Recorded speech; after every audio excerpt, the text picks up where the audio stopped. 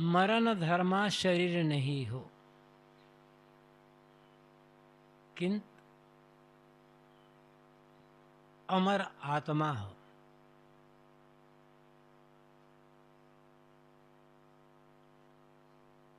और अमर आत्मा, इस चेतन जीव सर्वाधिक भयभीत होता है मृत्यु से, के डर से।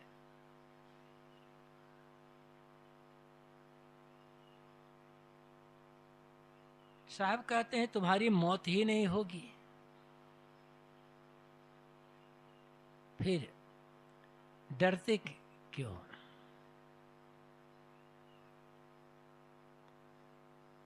दुनिया में अध्ययन के दो विषय हैं,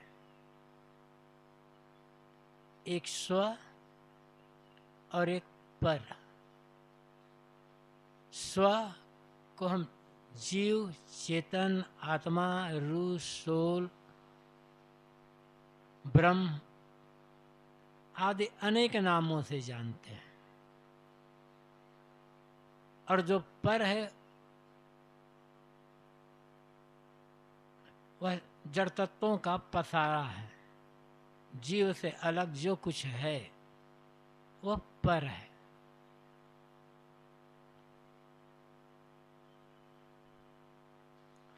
अपने से अलग, मैं से अलग, मुझसे अलग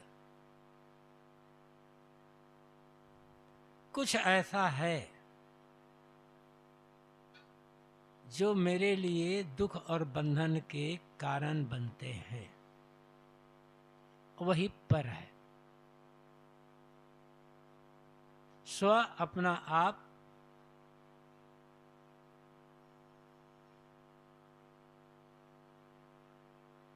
मेरे लिए बंधन का कारण नहीं बन सकता, फिर भी मैं दुखी हूं, फिर भी मैं बंधन में पड़ा हुआ हूं, तो क्यों? इसी को समझने की जरूरत होती है। पहले अपने आप को कि मैं कौन हूं और मेरे बंधन का कारण क्या है, फिर बाद में इसको समझना होगा।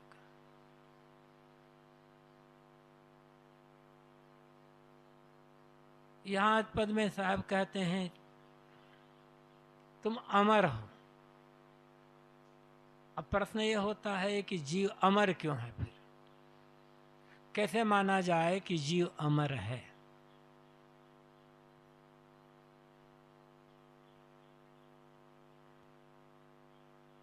जिस किसी वस्तु का निर्माण होता है जो यौगिक वस्तुएं होती है, उनका नाश हो जाता है। यौगिक कुछ भी हो वह कभी अमर नहीं होगा, नाशवान ही होगा। लेकिन जो इकाई है वह अमर ही होगा। इकाई का नाश नहीं होता। इकाई जीव इकाई है, यौगिक नहीं है जीव, किसी की मेल से बना हुआ नहीं है जीव।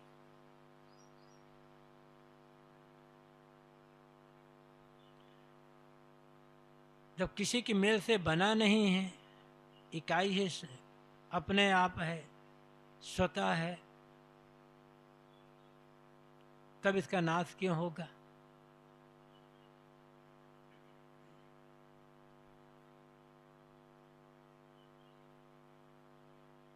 स्वामी शंकराचार्य ने कहा है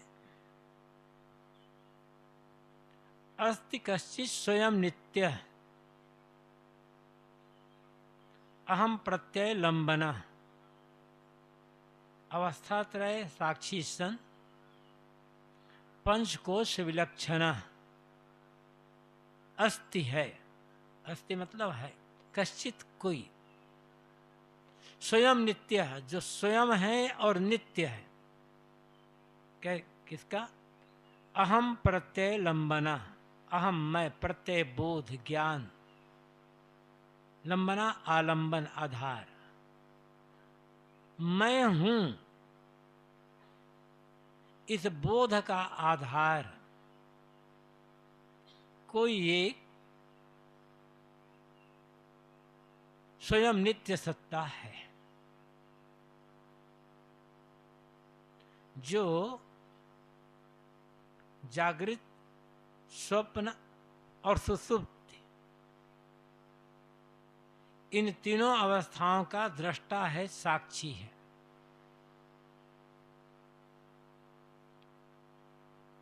पंच कोश विलक्षणा और पांचों कोशों से सर्वथा अलग है। अन्नमय, प्राणमय, मनोमय, विज्ञानमय, आनंदमय, ये पांच कोश। इसको थोड़ा कहीं कहीं अंतर है कहने में। कुछ लोग किसी रूप से कहते हैं, कुछ लोग किसी रूप से कहते हैं। अन्नमय कोश,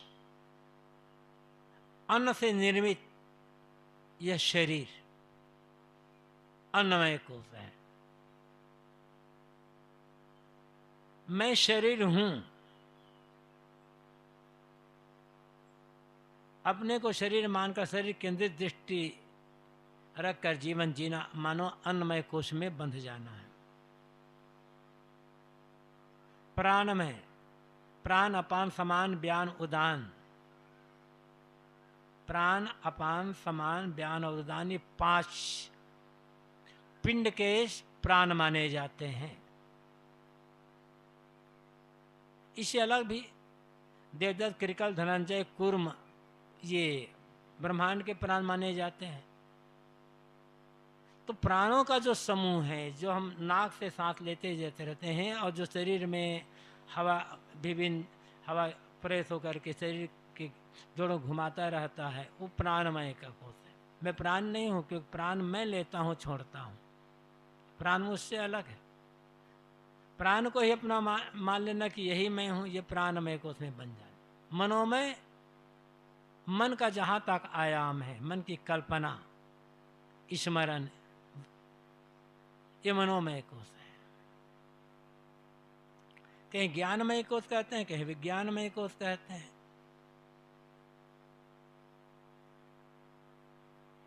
ज्ञान बुद्धि का जो आधार है, बुद्धि में जो जो आ जाता है उसको मान लेना ये मैं हूं, ये ज्ञानमय कोश में है। आनंदमय, आनंदमय के भी अलग अलग अर्थ हो जाते, लोग मानते हैं। कुछ लोग किसी ढंग से कहते हैं, कुछ लोग किसी ढंग से कहते हैं। जो आनंद की अनुभूति होती है बाहर से, ऋषियों के माध्यम से, या जड़ चेतन सब कुछ मैं ही हूं, मेरे अलावा दूसरा कुछ है ही नहीं, ऐसा मान के जड़ चेतन सबको एक में मिला करके ब्रह्म स्वरूप बनना, ये भी बंधन है। और जीव इनसे अलग है, इन सब का जानने वाला है। जागृत अवस्था में मैं जानता हूं, जाग करके मैं ही तो काम करता हूं। स्वप्न में अचेतन मस्तिष्क में जो संस्कार रहते हैं वो आते हैं, तो उनको भी मैं जानता हूं। मैं देख रहा हूं सपना, ये मुझे पता चलता है। सुसुप्ति का भी मैं दृष्टा हूं, क्योंकि जब सुसुप्ति नींद खुलती है तो मैं कहता हूं आज मैं सुख से सोया। वह कौन है जो सुख से सो रहा था? मैं सुख से सोया, ये कहने वाला तो कोई होगा ना। मैं ही न होता तो कैसे कहता कि मैं सुख से सोया या मैं सुख से सो रहा था? मुझे कुछ भी याद नहीं रहा। इतना निश्चित तौर पर कौन कह रहा है? जो कह रहा है मुझे कुछ भी याद नहीं था, कौन कहता है दृढ़ता के साथ? आप हैं ना, तभी तो कह रहे हैं। तो जीव जागृत, स्वप्न, सुसुप्ति इन तीनों अवस्थाओं का दृष्टा है। और मन इंद्रियों से जो कुछ प्रतीतमान है सबसे विलक्षण है, अलग है, स्वयं है, नित्य है। यह न किसी का आधार है न किसी का आधेय है, मूल स्वरूप भाव से, न कारण है न कार्य है, किसी से बना नहीं है, इसलिए यह नित्य है, स्वयं मूल तत्व। इसको साहब ने आदि तत्व भी कहा है। और सांख्य दर्शन में कहा गया कि मूले मूला भावाद मूलम मूलम। मूल में मूल का अभाव होने से मूल अमूल होता है। जैसे पेड़ की जड़ होती है, जड़ की जड़ नहीं होती, जड़ बिना जड़ के होती है। मकान की नींव होती है, नींव की नींव नहीं होती, नींव बिना नींव की होती है। ऐसे जो मूल तत्व होता है उसका कोई मूल नहीं होता है, मूल अमूल होता है। अरे जीव अमूल है, इसका कोई मूल नहीं है, इसका कोई कारण नहीं है, इसलिए स्वयं है, ये नित्य है। जब तक इस प्रकार का बोध नहीं होगा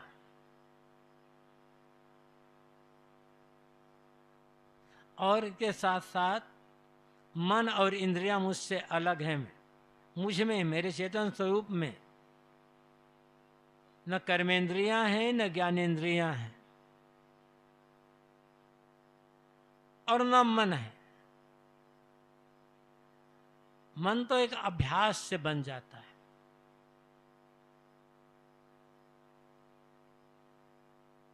इस प्रकार से जब बोध हो जाए तब मन का दृष्टा बनना, मन को देखकर मन को छोड़ना सरल होता है। अभ्यास लगेगा, समय लगेगा। स्वरूप का बोध न होने के कारण और इंद्रिय विषयों का आसक्ति होने के कारण मन ठहर नहीं पाता है। और फिर मैं अमर हूं तो फिर मृत्यु का भय क्यों होगा? साहब कहते हैं, कहो अमर, तुम अमर हो।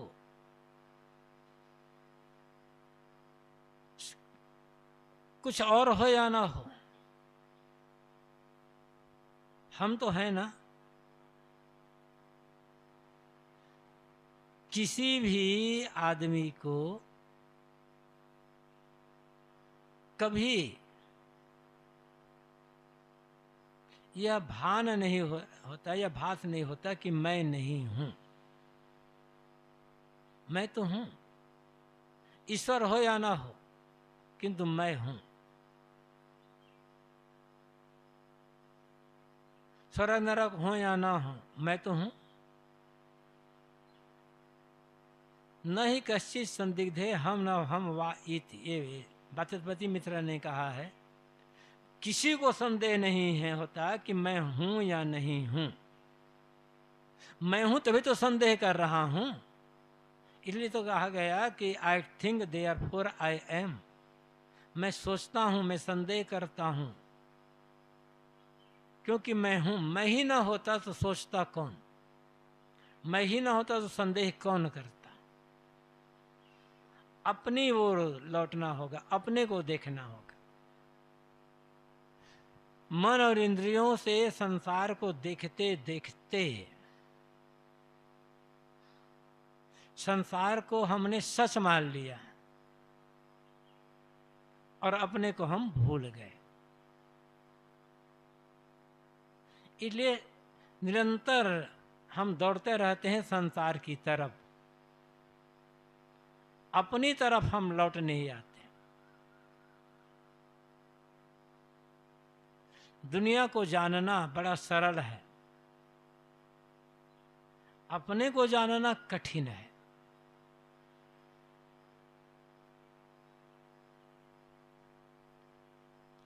अपने को नहीं जानते हैं, इसलिए तो तमाम प्रकार के भ्रम हैं।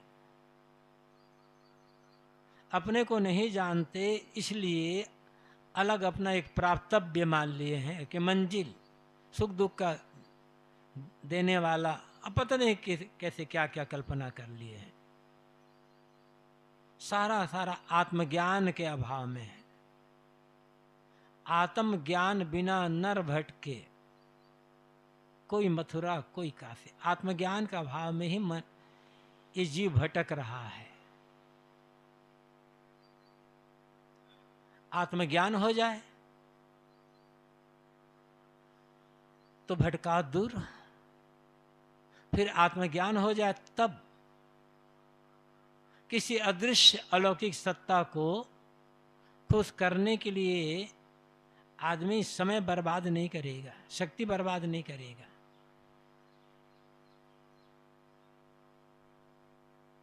और आत्मज्ञान का भाव में ही जिसे आज तक देखा नहीं जा सका उसको खुश करने के लिए आदमी कितना कितना क्या क्या कर रहा है, कहने की आवश्यकता नहीं, सब जानते हैं। यहां तो आप कहते हैं कहो अमर, कहो अमर जीव, अमर आत्मा मनुष्य किसमें लागा, तुम किसमें लगे हुए हो? जिसमें तुम लगे हुए हो, जिसके लिए तुम कहते हो कि इसके बिना मैं जी नहीं सकता, क्या उसको साथ लेकर पैदा हुए हो? और क्या वे सदैव तुम्हारे साथ बने रहेंगे?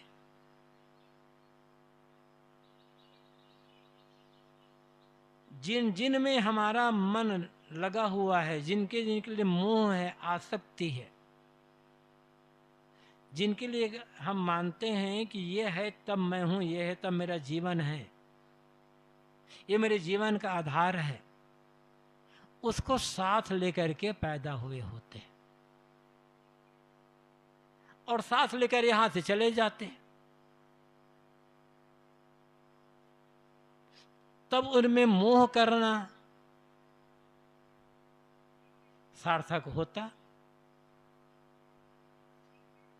न तो वे साथ में आए, साथ में लेकर पैदा हुए, और न ही अंत में वो साथ में जाएगा।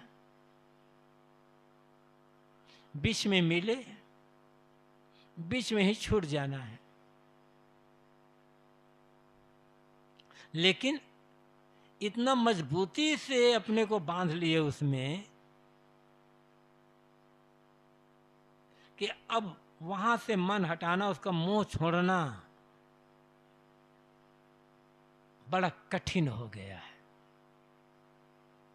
और यही दुख का कारण है।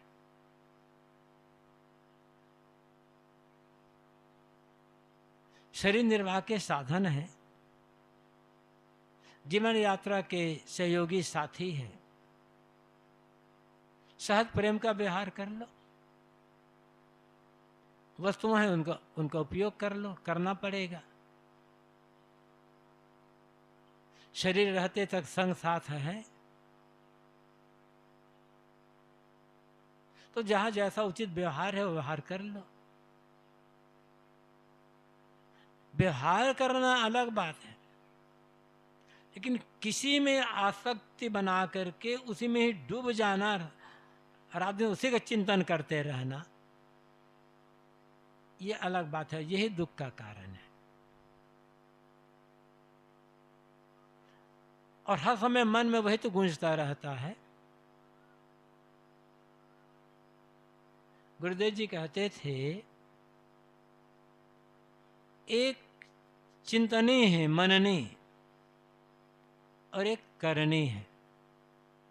चिंतनी कहें या मननी कहें, जिसका चिंतन मनन किया जाए, वह अलग है।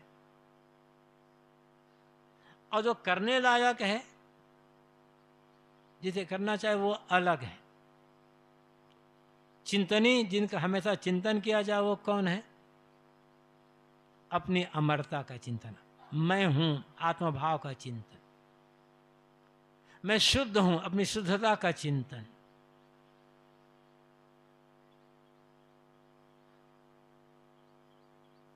लेकिन इस भाव में मन कहाँ टिकता है? हम इसका चिंतन कहाँ करते हैं?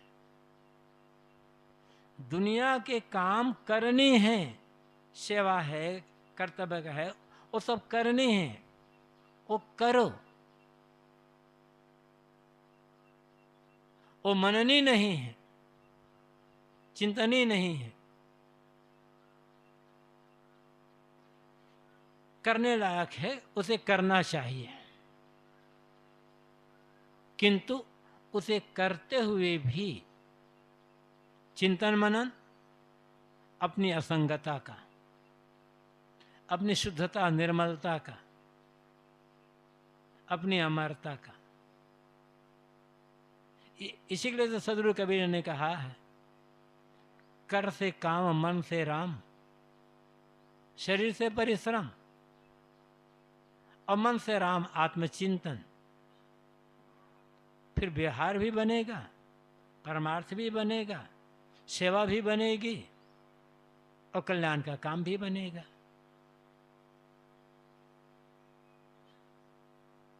साहब याद दिलाते हैं, जिसमें तुम लगे हुए हो वो तुम्हारा साथ दे नहीं सकते।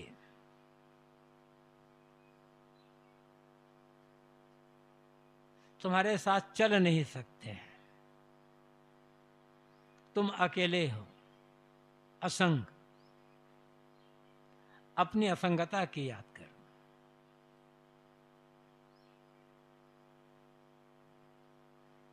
फिर साहब और कहते हैं, चेतन हारा चेत सुभागा। तुम चेतन हारा हो, चेतने वाले हो, जागने वाले हो, जागने की भूमिका में आए हो। मानवेतर पशु पक्षी ये जागने की भूमिका में नहीं है। मानवेतर खानी केवल भोग भूमिका है और मनुष्य शरीर भोग भूमिका, कर्म भूमिका और मोक्ष भूमिका, ये तीनों हैं। भोग भूमिका पशु पक्षी खाने, पूर्व जन्मों में जो कुछ भी किया गया है अच्छे बुरे कर्म, उनका फल वहां भोगना है बस। वहां नए कर्म नहीं बनेंगे, कल्याण का काम तो बनेगा ही नहीं, क्योंकि उनमें मन नहीं है। कर्म इंद्रियों से होते हैं, किंतु जब उनमें मन जुड़ा होता है तब उनके संस्कार बनते हैं। वहां मन का विकास नहीं है, उन्हें क्या अच्छा है क्या बुरा है उसे कुछ भी पता नहीं, अपना पराये का कुछ पता नहीं, इसलिए वहां कर्म नहीं बन सकते। मनुष्य शरीर भोग भूमिका तो है।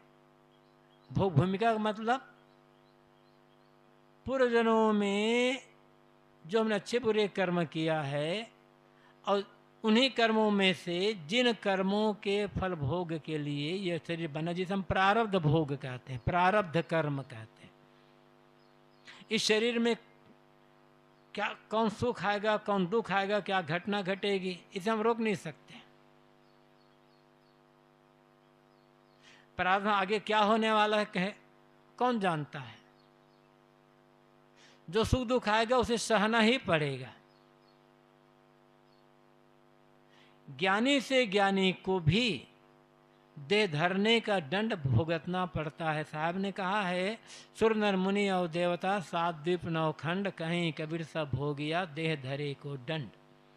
सुर नर मुनि देवता कुछ भी कह लो, इस दुनिया में शरीर धारण करके जो भी आया है, शरीर धारण करने का दंड उन्हें सहना ही पड़ेगा, कोई चारा नहीं है। तो मानव शरीर भोग भूमिका है, कर्मों का फल भोगना है यहाँ पर, जो प्रारब्ध भोग है उन्हें। साथ साथ मानव शरीर कर्म भूमिका है, नए कर्मों का निर्माण होता है यहाँ पर, और पुराने कर्मों का नाश भी किया जा सकता है। सुख मानकर या राग पूर्वक या द्वेष पूर्वक जब हम कुछ भी करते हैं तब उनके संस्कार बनते हैं, मन में नए कर्मों का निर्माण होता है। और राग द्वेष से दोनों से ऊपर उठकर जब कुछ करते हैं तब कर्मों का निर्माण नहीं होता, तब संस्कार नहीं बनते। कामना रख करके यदि राग पूर्वक काम करेंगे तो भी कामना है, द्वेष पूर्वक काम करेंगे तो भी कामना है, अपेक्षा। द्वेष पूर्वक काम करते हैं तो भी अपेक्षा है कि हम इसको तकलीफ पहुंचाएं, दुख पहुंचाएं, इसका घाटा कर, इसका अपमान करें, ये अपेक्षा रख करके काम करते हैं। और फिर वहां पर हम कुछ पाने के लालसा से हम करेंगे तो हमें ये मिलेगा, ये मिलेगा, राग पूर्वक करते हैं, सुख पाने की अपेक्षा है, तो कर्म बनते हैं।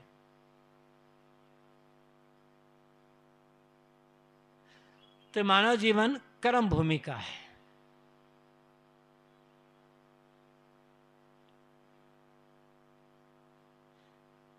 जो हम सोच कर करते हैं, सुख दुख का भाव लेकर करते हैं, वह जहाँ सुख दुख का भाव नहीं है, सहज क्रिया है, तो उसे कर्म नहीं कहा जाता। और तीसरी भूमिका मोक्ष भूमिका है। शरीर है तो कुछ न कुछ करना पड़ेगा, बिना कर्म किए कोई आदमी रह नहीं सकता है। निठल्ला बनकर कौन रहेगा भाई? न शरीर से करोगे तो मन कर कुछ न कुछ करेगा। शरीर का करना ही करना नहीं होता, जितना हम शरीर से करते हैं ना, उससे कई गुना ज्यादा मन से करते हैं।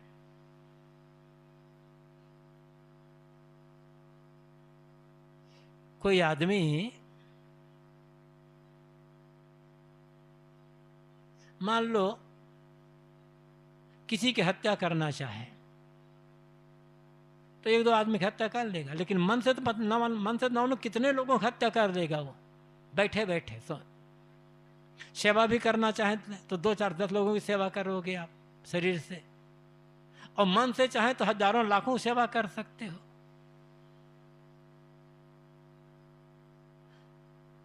मन का भाव क्या है?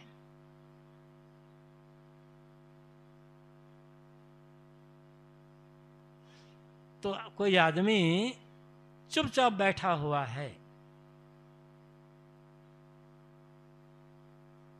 तो ये नहीं कहा जा सकता कि वो कुछ नहीं कर रहा है। शरीर चुप बैठा है ना, मन तो चुप नहीं बैठा है। शरीर भले कर्मशील हो, मन चुपचाप बैठ जाए, मन का कुछ करना बंद हो जाए, राग द्वेष खत्म, तो शरीर का करना बंधन का कारण नहीं बनेगा। मैं कह रहा था कि मानव शरीर मोक्ष भूमिका है। शरीर निर्वाह तो मजबूरी है, तो और जो कुछ भी हम करें अनासक्त हो करके, निष्काम, निष्प्रिय, निर्मोह होकर के करें। तब जब कोई काम हम सेवा करते हैं या कुछ भी करते हैं, निर्मोह निष्प्रिय निष्काम होकर करते हैं, तब वो करना नहीं होता, वो अकर्म की स्थिति में हो जाता है। पूर्व के जो संस्कार हैं, हाँ, आज वर्तमान में अभी जो कर रहे हैं, फलाकांक्षा से रहित होकर, कर्म भोग कुछ पाने की इच्छा से रहित होकर। और पूर्व के संस्कार हैं ज्ञान और वैराग, पूर्ण आत्मज्ञान, अपूर्ण वैराग्य। इन दोनों के बल पर पूर्व के संस्कार जल जाते हैं, तब बंधन खत्म हो जाते, फिर मोक्ष हो जाता है। गीता में कहा गया है, यस्य सर्वे समारंभ काम संकल्प वर्जिता ज्ञानाग्नि दग्ध कर्माणम तमाहु पंडितम बुधा। यस जिसके सर्वे सभी समारंभ, समारंभ का मतलब कर्म, आरंभ भी कहा जाता है। आरंभ का एक अर्थ होता है शुरुआत, और आरंभ का अर्थ होता है कर्म।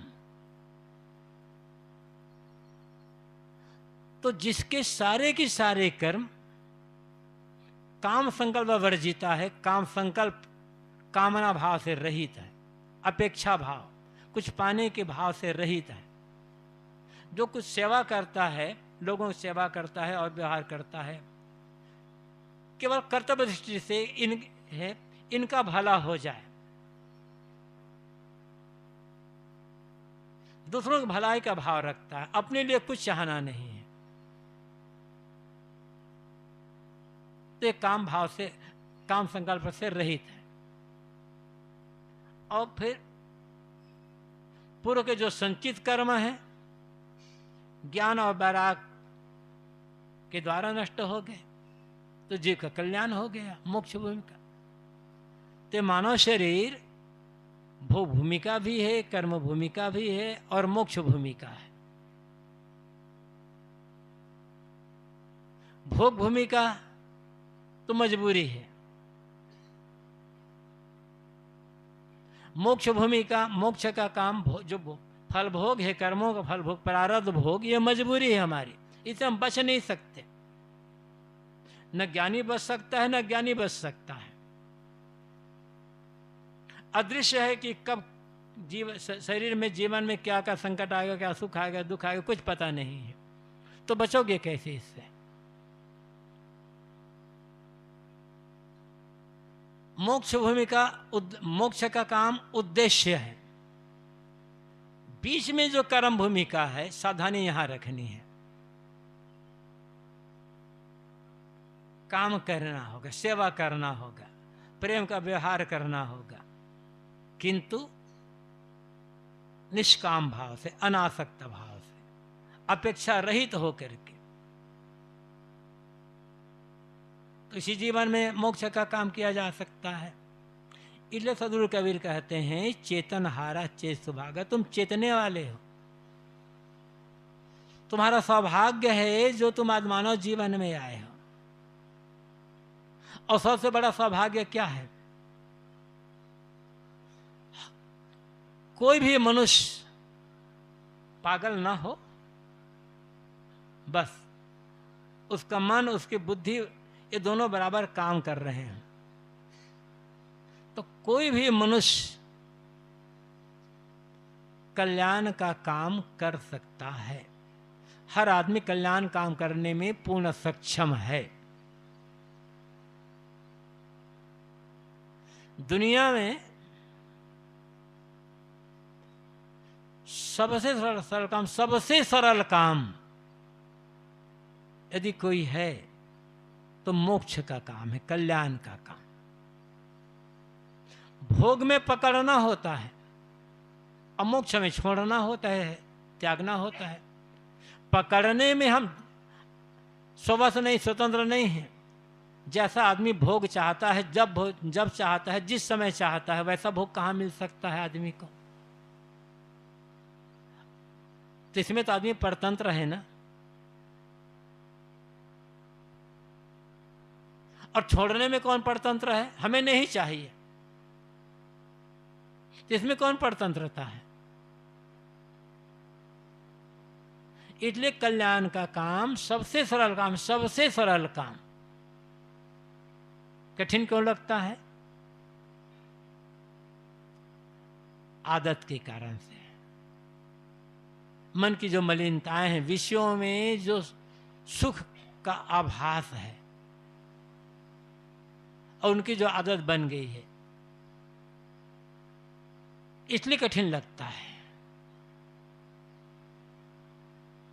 बंधन को काटना भले कठिन हो, क्योंकि आदत है। मोक्ष सरल है और मोक्ष पाना भी नहीं है। काम तो बंधन को काटने के लिए करना है। बंधन कट गए, शेष क्या रह गया? मोक्ष रह गया। तो यहां सदगुरु कबीर कहते हैं, चेतन हारा चेत सुभागा। तुम चेतने वाले हो, तुम में पूरा बल है, तुम ज्ञान का आधार हो, सारे ज्ञान का आधार तुम ही हो। तुम्हें बाहर से कुछ ज्ञान नहीं पाना है, ज्ञान तुम्हारा स्वरूप है। तुम मूल रूप से ज्ञान स्वरूप हो, जागृत स्वरूप हो। तुम जागृत रूपी जीव है, साहब ने कहा है।